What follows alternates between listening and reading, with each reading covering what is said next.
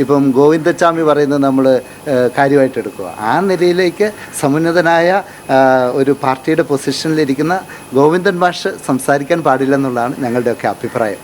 ഇന്നേക്ക് ഒരു മാസം മുമ്പ് ബഹുമാനപ്പെട്ട കേരള മുഖ്യമന്ത്രി ശ്രീ പിണറായി വിജയൻ തന്നെ അദ്ദേഹത്തെ ശാസിച്ചതായിട്ട് നിങ്ങൾ പത്രപ്രവർത്തകരും മാധ്യമ പ്രവർത്തകരും കൊടുത്തിട്ടുള്ളത് നിങ്ങൾക്ക് തന്നെ അറിയാമല്ലോ. അദ്ദേഹത്തോട് അന്ന് പിണറായി വിജയൻ അവരുകൾ പറഞ്ഞത് മൈക്ക് കാണുമ്പോൾ സമതല തെറ്റി വായി തോന്നുന്നത് കോതയ്ക്ക് പാട്ട് എന്ന വിധത്തിൽ വിളിച്ച് പറയരുതെന്ന് അദ്ദേഹം തന്നെ പറഞ്ഞിട്ടുള്ളതാണ്. അതേ എനിക്കും പറയാനുള്ളൂ.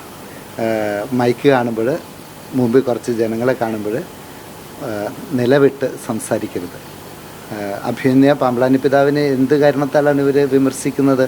ശ്രീ രാജീവ് ചന്ദ്രശേഖരനും അമിത് ഷായ്ക്കൊക്കെ നന്ദി പറഞ്ഞതിലാണോ? അതിലെന്താണ് തെറ്റിരിക്കുന്നത്? അഭിനയ പിതാവ് തന്നെ എല്ലാവർക്കും നന്ദി പറഞ്ഞിട്ടുണ്ട്. ഈ ബഹുമാനപ്പെട്ട സന്യാസിനിമാരുടെ അറസ്റ്റുമായി ബന്ധപ്പെട്ട് സഹായത്തിന് എല്ലാവരോടും അഭ്യർത്ഥിച്ചിരുന്നു.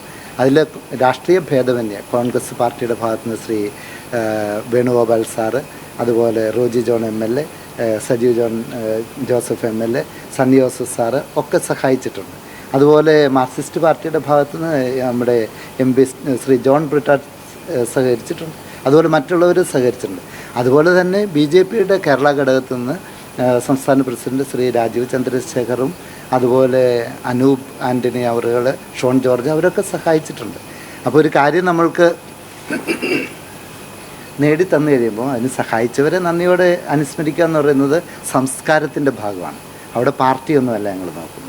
അതേ പിതാവ് പറഞ്ഞിട്ടുള്ളൂ. അതിന് പിതാവിനെ വളഞ്ഞിട്ട് ആക്രമിക്കേണ്ട ഒരു സാഹചര്യം ഇവിടെയില്ല. ഈ പറഞ്ഞ ഇടതുപക്ഷ നേതാക്കളോടും അഭിനയ പിതാവിന് നല്ല ബന്ധമുള്ളതാണ്. ബഹുമാനപ്പെട്ട കേരള മുഖ്യമന്ത്രിയോടും അതുപോലെ സ്പീക്കറോടും മറ്റ് നേതാക്കന്മാരോടൊക്കെ നല്ല ബന്ധമുള്ളതാണ്. ഇത് അത്ര ഗൗരവമായിട്ട് എടുക്കേണ്ട കാര്യമുണ്ടെന്ന് എനിക്ക് തോന്നുന്നില്ല. ശ്രീ MP ഗോവിന്ദൻ്റെ ഒരു രീതി നമുക്കെല്ലാവർക്കും അറിയാമല്ലോ. ഗോവിന്ദൻ മാഷ് ഒരാവേശത്തിനങ്ങ് പറഞ്ഞു പോയതാണ്. ആവശ്യത്തിനുള്ള വീണ്ടും വിചാരമില്ലാതെ പറയുന്നത് എന്താണെന്ന് ചിന്തിക്കാതെ പറഞ്ഞാണെന്നാണ് ഞാൻ കരുതുന്നത്. ശ്രീ കോടിയേരി ബാലകൃഷ്ണൻ സാറിനെ പോലെയുള്ള സമുന്നതരായ വ്യക്തികളിരുന്ന ഒരു പദവിയാണത്. അവിടെ ഇരിക്കുമ്പോൾ നമ്മൾ പറയുന്നത് ശ്രദ്ധിക്കണം. അതാണ് എനിക്ക് ഇതിനെക്കുറിച്ച് പറയാനുള്ളത്.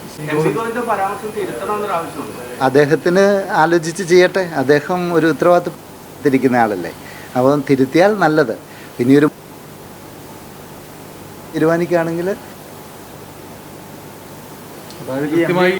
ഒരു വിശ്വാസ സമൂഹത്തിന് പിന്തുണ CPM-ന് കിട്ടില്ല എന്നല്ലേ പറഞ്ഞതിനർത്ഥം? അത് അവർക്ക് ആലോചിക്കാൻ ബുദ്ധിയുള്ളവരാണല്ലോ. സഭയുടെ അഭ്യുന്നതരായ പിതാക്കന്മാരെ അനാവശ്യമായി അധിക്ഷേപിച്ചാൽ അതിന് പ്രതിഫലനങ്ങളുണ്ടാവും. അത് തീർച്ചയാണല്ലോ.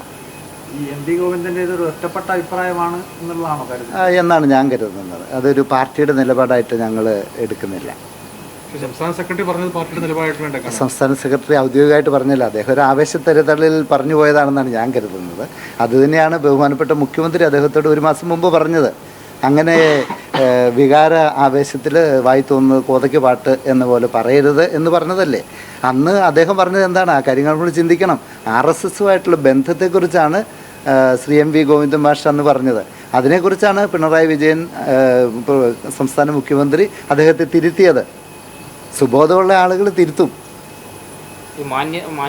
അമാന്യമായ രീതിയിലായിപ്പോയി വിമർശനം എന്നൊരു തോന്നൽ സഭയെ സംബന്ധിച്ചുണ്ടോ? അത് ഒരു മാന്യതയ്ക്ക് ചേർന്നതല്ല, ഒരു സബ്സ്റ്റാൻഡേർഡ് ആയിപ്പോയി എന്നുള്ളത് പൊതുവെ എല്ലാവരും തന്നെ പറയുന്നുണ്ട്.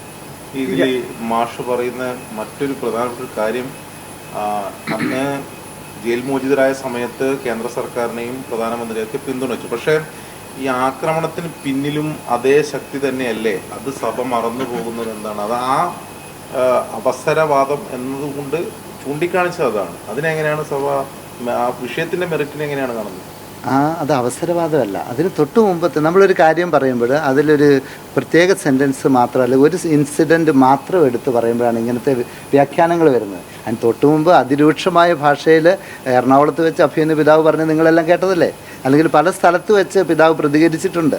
ഈ തിന്മയെ ഞങ്ങൾ ഒരിക്കലും അംഗീകരിക്കുന്നില്ല.